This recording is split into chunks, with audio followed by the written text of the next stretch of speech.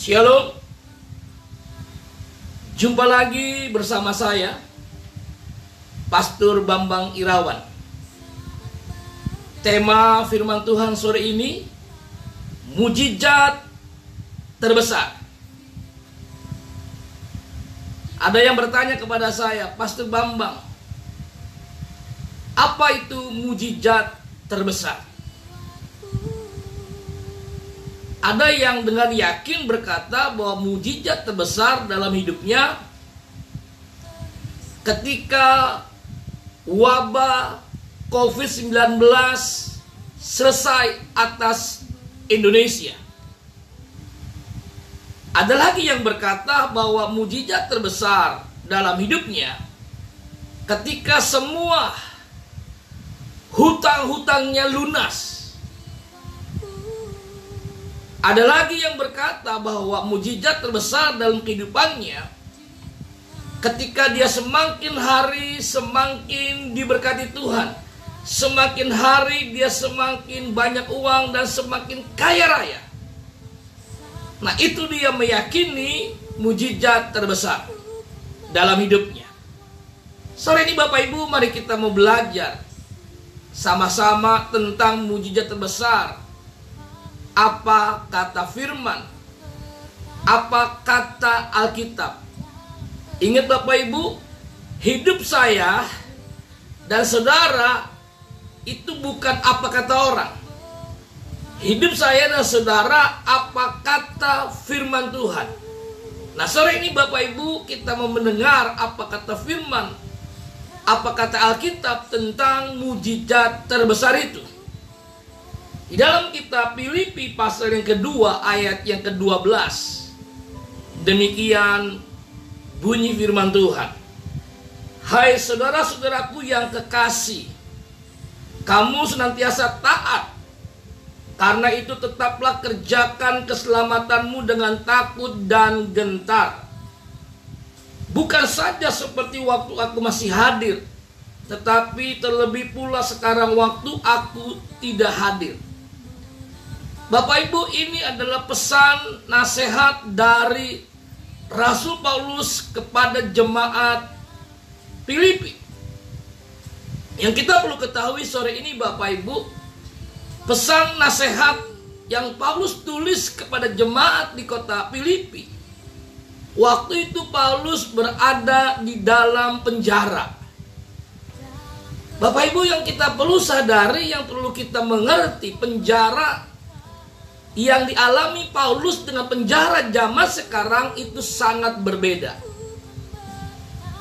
Penjara yang dialami Paulus itu benar-benar penjara yang membuat orang jadi ketakutan. Ia membuat orang jadi depresi, stres. Ia membuat orang benar-benar kapok, tidak lagi mau dipenjara. Itulah penjara yang dialami oleh Rasul Paulus. Dalam kondisi seperti itu, saudara, Paulus masih memberikan sebuah pesan nasihat penting kepada jemaat Filipi.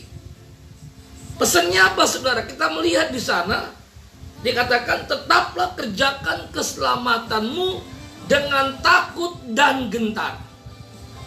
Ini pesannya, saudara. Saya ulangi, saudara. Apa pesan Paulus yang penting kepada jemaat Filipi? Tetaplah kerjakan keselamatanmu dengan takut dan gentar. Artinya, saudara, Paulus memberikan nasihat tentang keselamatan yang orang-orang Filipi sudah dapatkan, sudah terima. Itu Paulus ingatkan benar-benar harus dijaga, dipelihara. Jangan sampai keselamatan itu menjadi hal yang sia-sia. Mungkin sore ini Bapak Ibu bertanya kepada saya, Pastor Bambang, jadi sebenarnya apa yang dimaksud dengan mujizat terbesar? Nah, sore ini saya kasih tahu Bapak Ibu, yang dimaksud dengan mujizat terbesar sebagai orang yang percaya kepada Yesus tidak lain tidak bukan adalah bicara tentang keselamatan. Mungkin Bapak Ibu sore ini bertanya kepada saya, kenapa mujizat terbesar adalah keselamatan?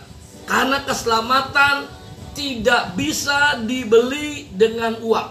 Ingat saudara, keselamatan kita dapatkan, kita terima itu gratis, free, cuma-cuma. Maka saudara, saya berani berkata mujizat terbesar dalam hidup orang yang percaya kepada Yesus adalah keselamatan. Kita dapatkan dengan gratis, kita dapatkan dengan cuma-cuma, kita dapatkan dengan free. Kalau disuruh bayar, siapa yang mampu bisa bayar? Kalau disuruh beli, siapa yang mampu bisa beli?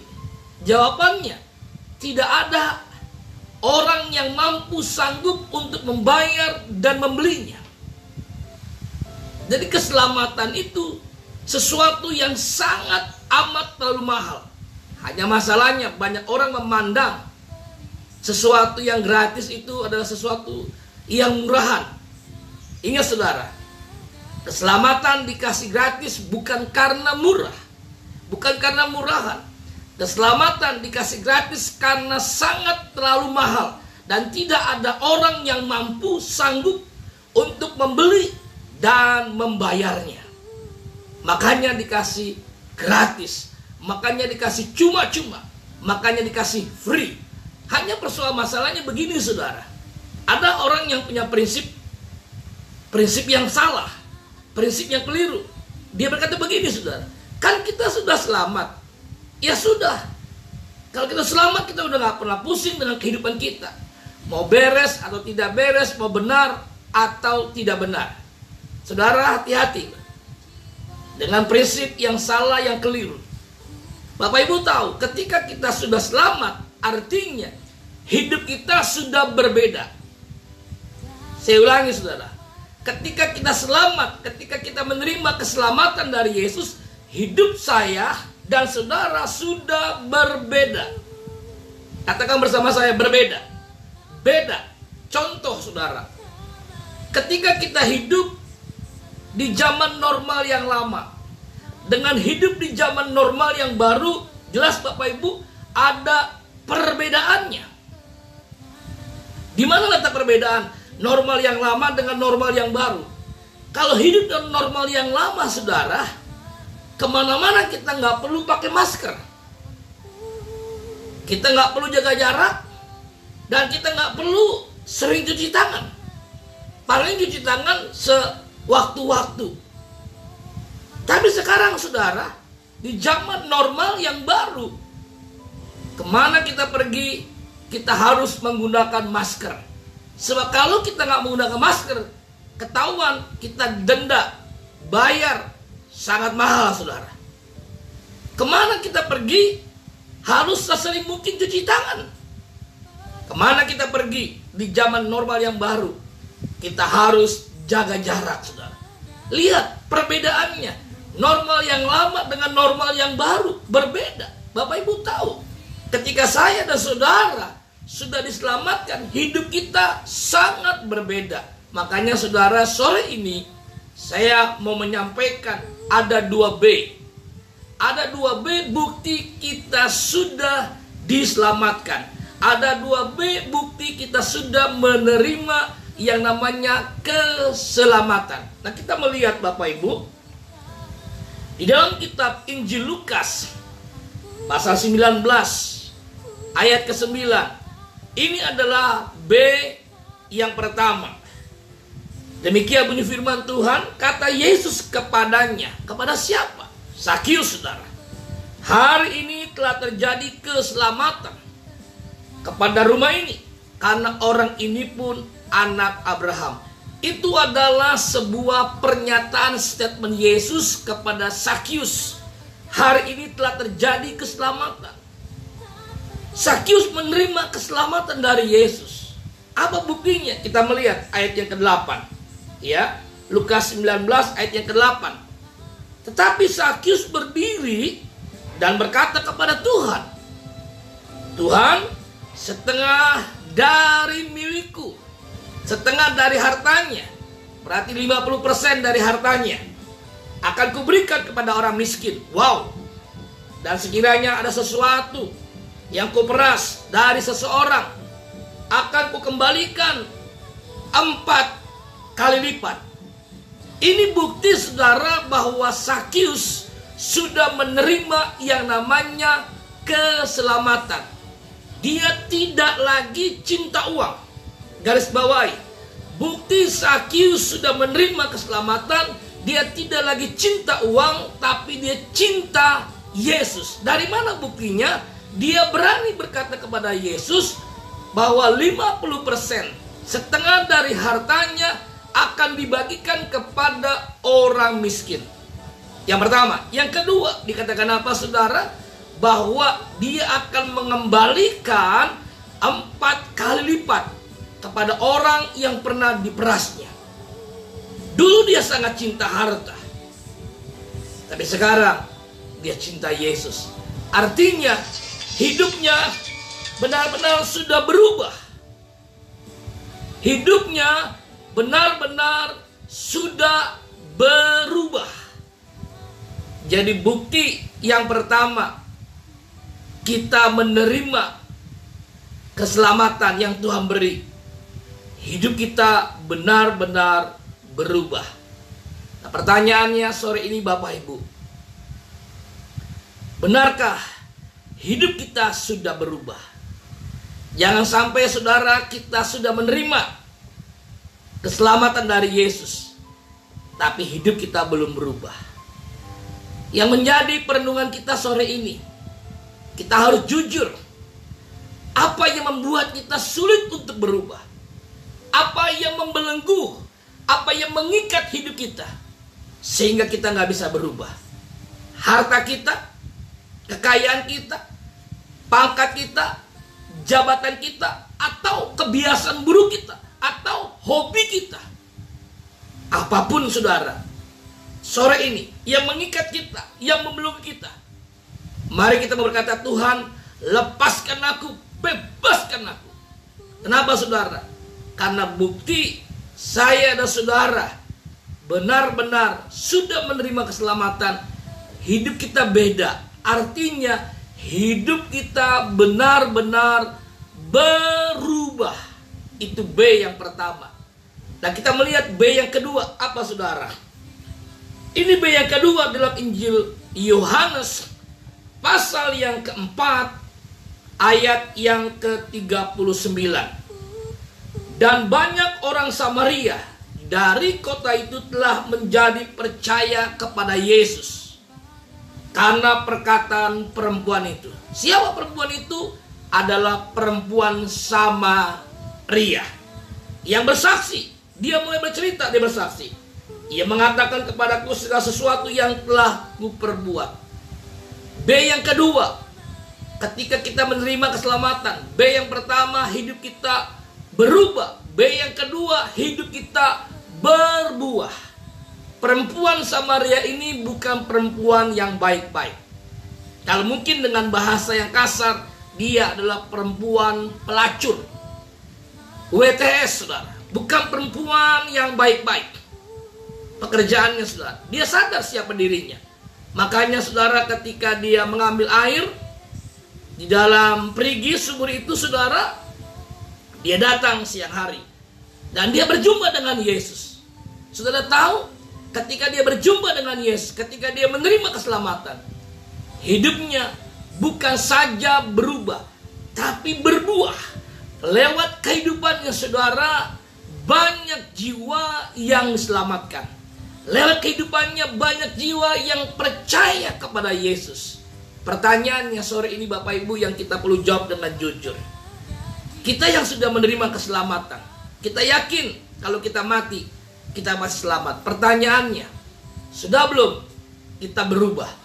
Sudah belum kita berbuah? Ada buah jiwa-jiwa yang kita bawa percaya kepada Yesus. Siapa saudara orang-orang yang perlu kita selamatkan? Siapa jiwa yang hari-hari ini yang perlu kita bawa percaya kepada Yesus? Saya percaya saudara, ketika hidup kita berubah, kita pasti akan berbuah.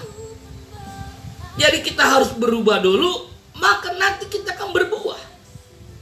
Saudara, mari kita mau cek hidup kita sore ini. Jangan hakimin orang lain. Apakah dia sudah berubah? Apakah dia sudah berbuah? Lihat diri kita. Kalau sore ini kita belum mengalami perubahan hidup, kita belum berubah, pertanyaannya, benarkah kita sudah menerima keselamatan? Maaf Bapak Ibu, saya tidak menghakimi, tapi saya mau katakan sore ini, bukti saya dan saudara sudah menerima keselamatan ada 2B. Yang pertama, berubah.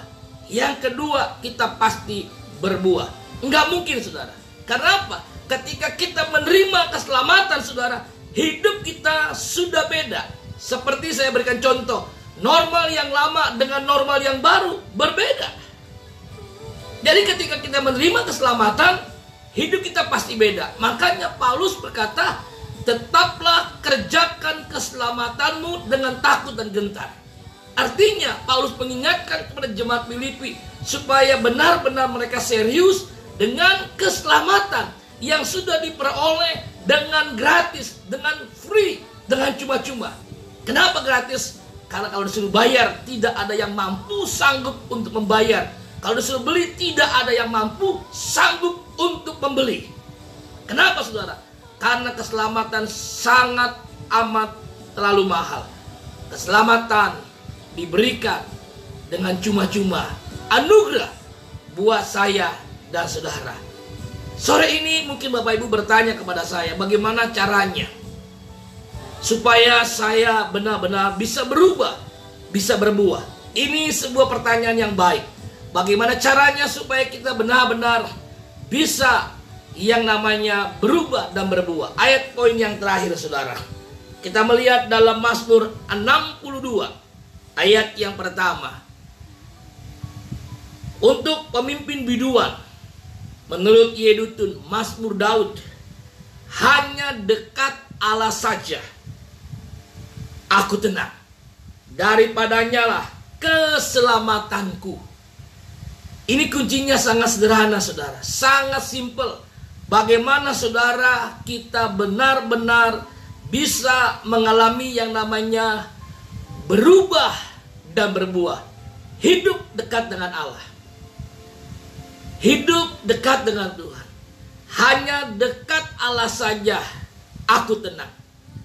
Karena dekat dengan Allah aku akan mendapatkan keselamatan. Jadi saudara, lihat perbedaannya.